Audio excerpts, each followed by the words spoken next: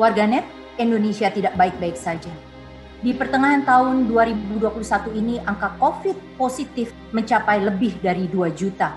Angka hariannya mencapai 20.000 lebih. Akibatnya, fasilitas dan tenaga kesehatan mendapat beban yang luar biasa. Pasien di rumah sakit membludak, sehingga pasien positif yang tanpa gejala atau gejala ringan harus melakukan isolasi mandiri. Persoalannya tidak semudah itu. Jika kita punya kemewahan untuk melakukan isolasi mandiri di hotel atau kemudian di tempat yang dikelola rumah sakit, mungkin itu aman. Oleh karena itu, bersama saya saat ini sudah ada Dr. Robert Sinto, seorang konsultan penyakit tropik dan infeksi. Dok, sebenarnya kualifikasi seperti apa sih yang membuat kita yakin bahwa memang kita isolasi mandiri saja di rumah, tidak perlu ke rumah sakit, itu juga salah satu pilihan terbaik untuk kita? Yang pertama, Mbak Ira, bahwa dipastikan terlebih dahulu bahwa status COVID yang sedang kita alami itu bukan COVID sedang atau berat.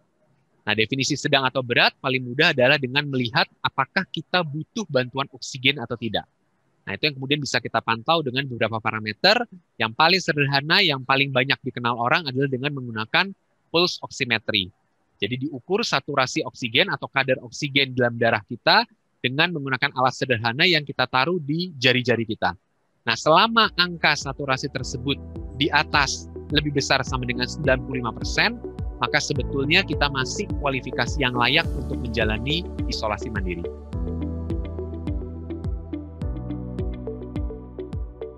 Cara yang sederhana lain adalah dengan menghitung berapa banyak tarikan dan hembusan nafas kita dalam 1 menit.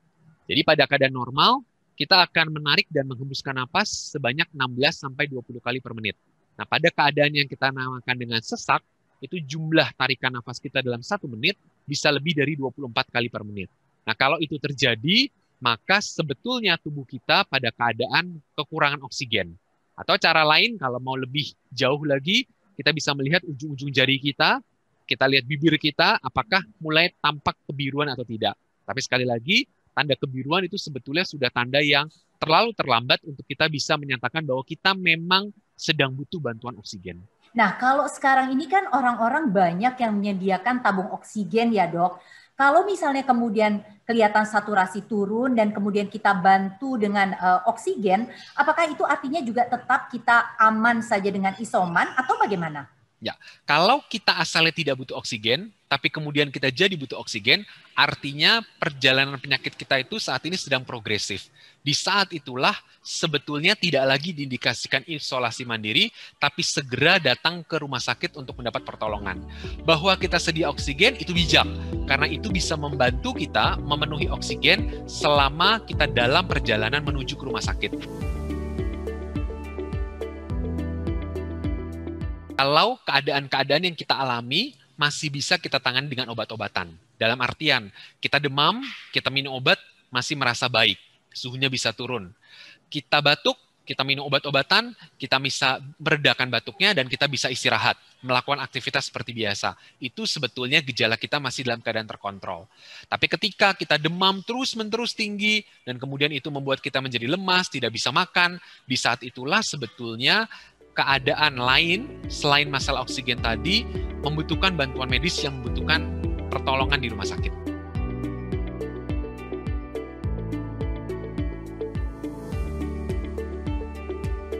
Betul, jadi selama tadi oksigen terpenuhi baik, makan kita masih baik, aktivitas sehari-hari kita masih bisa lakukan tanpa adanya gangguan yang berarti, kita masih bisa keliling rumah kalau memang rumahnya memungkinkan, atau ke taman, atau aktivitas olahraga ringan masih bisa tanpa hambatan, itulah tanda-tanda bahwa kita memang masih mampu untuk menjalani isolasi mandiri. Memang kalau kita positif masih boleh ke taman, Dok? Itu aman untuk orang-orang lainnya? Boleh, selama ketika kita ke taman, kita tetap menjaga jarak dengan orang lain, gitu ya. Jadi lingkungan udara, kemudian sinar matahari yang baik, sirkulasi yang baik, itu memiliki dampak yang baik untuk kita sendiri yang sedang sakit, ataupun untuk lingkungan rumah kita. Jadi kalau kita berada di dalam satu zona atau kamar, silahkan kalau pagi hari buka jendela, biarkan sinar matahari masuk, jadi punya efek yang baik untuk si sakit dan juga untuk lingkungan kita. Menjadi ada pertukaran sirkulasi udara sehingga sehat bagi lingkungan rumah kita dan lingkungan kamar kita juga. Justru saat itulah sirkulasi udara terjadi, kemudian sinar matahari masuk sehingga bisa membunuh virus-virus yang ada di dalam ruangan tersebut.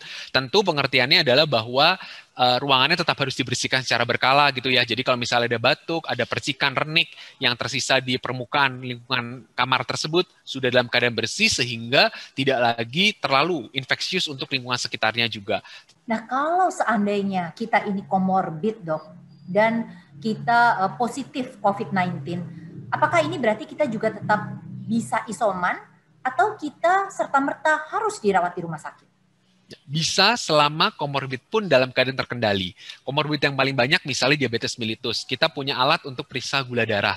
Dan selama kita COVID, kita periksa gula darah secara acak dan ternyata gula darahnya bagus. Atau kita punya alat tensi, mesin tensi, kemudian kita ukur tensimeter, tensinya stabil. Itu artinya penyakit kita tidak cukup berat untuk sampai mengganggu stabilitas dari komorbid. Dan orang-orang seperti itulah yang masih bisa cukup aman untuk menjalani isolasi mandiri. Dr. Obed, terima kasih untuk keterangannya. Semoga ini bisa membantu kita semua menjadi lebih yakin apakah kita memang tepat untuk isoman di rumah ketika terdeteksi positif COVID-19. Sampai jumpa, Dok. Sampai jumpa, Mbak Ira.